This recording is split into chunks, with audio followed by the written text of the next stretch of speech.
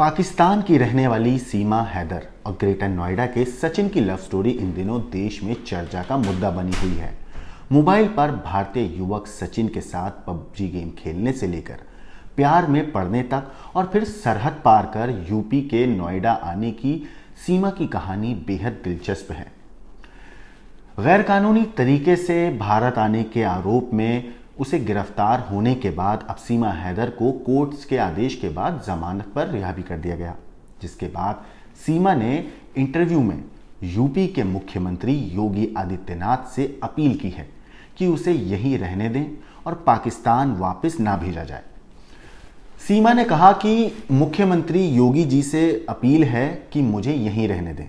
उसने आगे ये भी कहा कि अगर उसे पाकिस्तान भेजा गया तो वहां पर उसे पत्थर मार मार कर उसको मौत दे दी जाएगी। सीमा हैदर ने इस दौरान कहा कि पाकिस्तान जाने की बजाय अब वो यहीं मरना पसंद करेगी।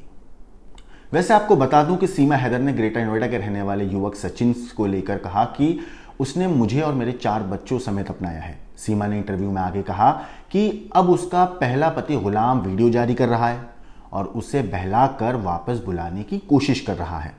सीमा हैदर ने आरोप ये भी लगाए हैं कि पाकिस्तान में उसका पति गुलाम उसे पीटता था और चेहरे पर मिर्चियां फेंकता था और इसी वजह से वो बीते 4 साल से गुलाम से अलग रह रही थी। जब सीमा से ये पूछा गया कि सचिन के प्यार में पड़ने के बाद उसने पहली बार भारत आने का कब सोचा, तो इसके जवाब में उसने कहा कि उसने कराची से ग्रेटर नोएडा पहुंचने की जो पूरी कहानी बताई है उसमें उसने ये कहा है कि सीमा सचिन से सचिन ने ही उसे पहले तो हिंदी बोलना सिखाया और यहाँ की फिल्मों को देखकर भारत के बारे में उसे जानकारी हासिल हुई।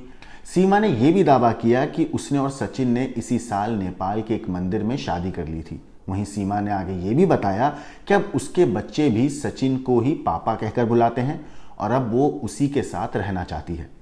सीमा हैदर आगे बताती हैं कि सचिन के पूरे परिवार ने उसे अब बहू मान लिया है, उसे अपना लिया है। यहाँ तक कि उसके बच्चों को भी उसके पूरे परिवार ने, ना सिर्फ सचिन ने बल्कि उसकी पूरी फैमिली ने सीमा और उसके बच्चों को अपना लिया है। सीमा आगे इंटरव्यू में ये भी बताती हैं कि उसने यानी कि सचिन के लिए उन्होंने हिंदू धर्म को अपना लिया है और अब कोर्ट मैरिज करेंगी। दूसरी तरफ सीमा के पहले जो पति है गुलाम, उसने मोदी सरकार से इससे पहले एक वीडियो जारी कर गुहार लगाई थी कि उस सीमा को और उसके बच्चों को वापस पाकिस्तान भेज दिया जाए। उन्होंने अपील करी थी। पति की गुहार को लेकर सीमा ने कहा कि वो साल 2019-20 के बाद से हैदर से, जो उसका पति है गुलाम हैदर, उससे संपर्क में नहीं है। वो बस बहाने बना रहा है। अगर वो वापस पाकिस्तान गई तो उसे जान से मार दिया जाएगा। सीमा ने आगे ये भी कहा कि अगर बच्चे जाना चाहते हैं तो वो जा सकते हैं, लेकिन वो उसके जो बच्चे हैं वो भी सीमा को छोड़कर नहीं जाएंगे। वहीं नोएडा पुलिस के मुताबिक सीमा हैदर पाकिस्तान के सिंध प्रांत के जैसमाबाद की रहने वाली है।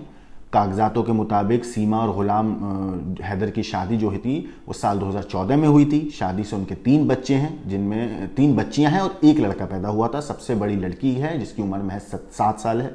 गुलाम हैदर कराची में अपने परिवार के साथ रहता था। वहां पर वो टाइल्स लगाने का काम करता था। पुलिस के मुताबिक साल 2019 में गुलाम हैदर काम के सिलसिले में सऊदी अरब चला गया था। वहीं पबजी गेम खेलते हुए सीमा हैदर को ग्रेटर नोएडा के सचिन से प्यार होने के बाद वो उससे मिलने की कोशिश करने लगी थी। वहीं मार्च 2023 में उसकी ये कोशिश भी सफल हुई। जानकारी के मुताबिक सीमा इसी साल मार्च के महीने में कराची से निकली थी और फिर वो नेपाल के पास, पहले वो शारजाह गई, शारजाह से फिर वो नेपाल पहुंची थी। वहां से फिर वो काठमांडू पहुंची। सचिन भी नोएडा से निकलकर काठमांडू पहुंचा। ये दोनों काठमांडू में मिले। 7 दिन तक काठमांडू के होटल में रुके। फिर पाकिस्तान 7 दिन के बाद सीमा वापस पाकिस्तान चली गई थी और सचिन ग्रेटर नोएडा लौट आया था। जांच में इस बात का खुलासा हुआ है कि नेपाल टूर के दौरान ही सचिन और सीमा ने साथ रहने का मन बना लिया था और यही वजह थी कि नेपाल से वापस कराची लौटने के बाद सीमा ने सबसे पहले कराची में एक ट्रैवल एजेंट से संपर्क किया। सीमा ने ट्रैवल एजेंट से पूछा कि वो किस तरह से अपने 4 बच्चों के साथ हिंदुस्तान जा सकती है। तब उसे पता चला कि नेपाल के रास्ते वो हिंदुस्तान बड़ी आसानी से दाखिल हो सकती है।